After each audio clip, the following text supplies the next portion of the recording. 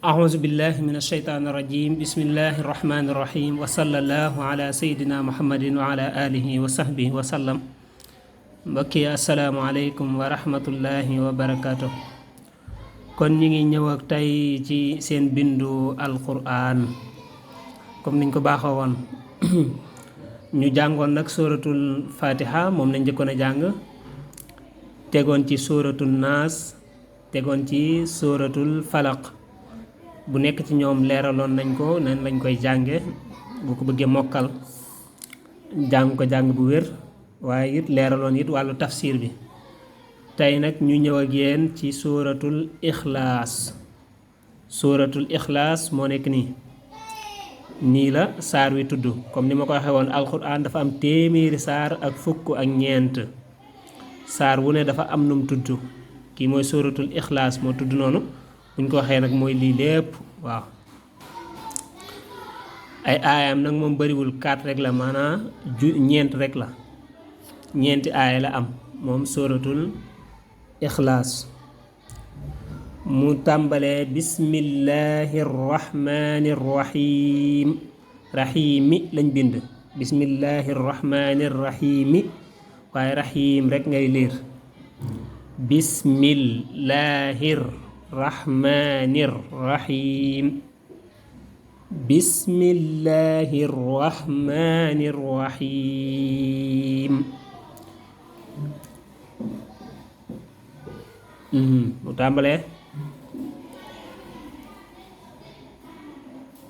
qul huwal laahu ahad qul huwal wal ngay wax dañuy bañ nga ne qul huwa laahu déedéet dañuy bañ loolu qul huwallaahu ahad gis nga fii ahadun lañ bind waaye booy liir ahad ngay liir qul huwallaahu ahad qul huwallaahu ahad allahu samad fii dañuy liir allahus dañu bañ nga ne allahu samad loolu dañ koy bañ allahu samad allahu samad allahu samad lam yalid walam yuulad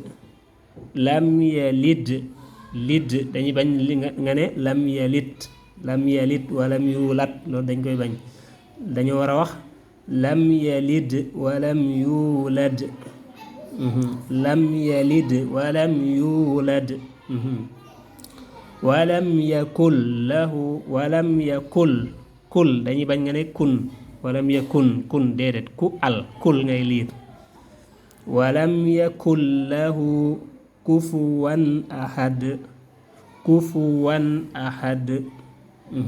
kon loolu mooy suratul ixlaas boo ko déggee rek mooy loolu fii la tàmbalee bismillahi rahmaani rahim comme ni ma ko waxee woon ba tey bismillahi rahmaani rahim 114 sóora yëpp saar yëpp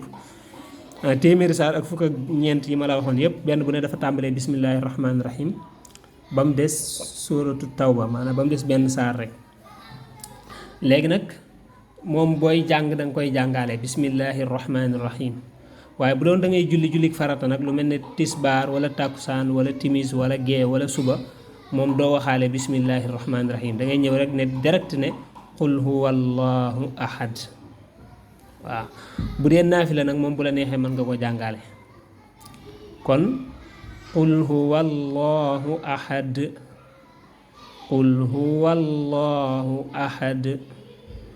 allahu samad allahu samad lam yalid walam yuulad walam yakun lahu kufuwan ahad qul huwallahu ahad allahu samad lam yalid walam yuulad walam yakun lahu kufuwan ahad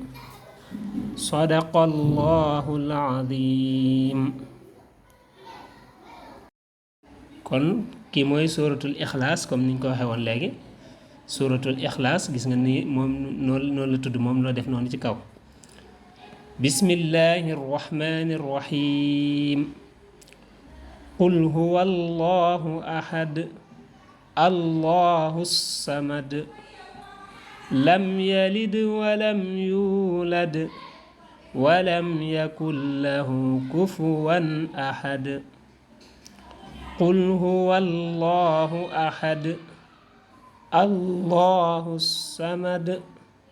lam yalid walam yulad walam yakun lahu kufuwan ahad qul huwa allahu ahad allahu samad lam yalid walam yulad